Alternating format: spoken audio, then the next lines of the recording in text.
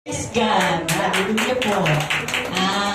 Ang isi-share ko po, dalawang klase. Isang bad news at isang good news. Unahin ko muna yung good news. Di ba nakalabas na po yung kapatid ko? Lahat, naayos na siya, nakakaano na siya. Kumbaga naka-recover. Ang hindi lang naka-recover sa kanya yung mata niya, hindi siya naidilat. Pero siya, nagre-respond siya. Pag kinakausap, sumasagot.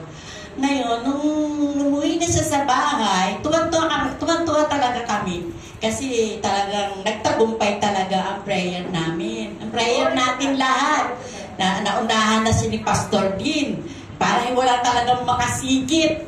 No? Nung nakapag-pray, praise God, naging victory naman po ang kanyang, naging tagumpay naman po ang kanyang operation sa ulo. Kasi yung ulo niya, yung pinaka-utak, nandoon talaga yung bukol, kaya napakahirap talagang kunin. Pero praise God, dumiit talaga sa pamamagitan ng prayer natin talaga. Minsan talaga sumisingit talaga ang body spirit eh. Nung kahapon, bad Diyos naman ito, nung kahapon, nakahiga ako ngayon, parang tinutulak buksan ko yung CV ko. Tapos pag bukas ko, may pamangkin ako na, tumawag kayo ng bumbero, tumawag kayo, dali, tumunta kayo sa barangay, tumawag kayo. Parang nag-iba yung isip ko, sabi ko, may sunog kaya sa kanila. Pagbuklat ko ng ganyan, Diyos ko, yung kapatid ko, inaatake na naman, yung naka-recover na, inaatake siya, ang taas ng dagnat, 39 point. Tapos something yan, meron siyang mataas ng dagnat talaga. Tapos tumaas din ang bibi niya. Hindi na naman ako mapalagay.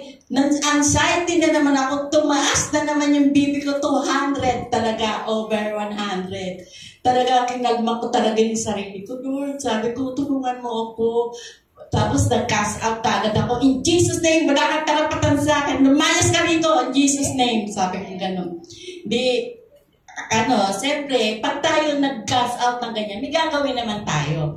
Pero ako, uminom ako tagagan ng gamot. Pagkainom ko ng gamot, bumaba naman siya ng 170. Pero hindi ako satisfied doon. Pero dahil mas malaki ang Diyos sa buhay ko, at ang faith ko, ang trust ko sa Kanya, talagang hindi nagbabago. Talaga ang Diyos talaga hindi nagbabago. Basta naibigay lang natin yung buong buhay natin, ang buong pananampalataya natin sa Kanya.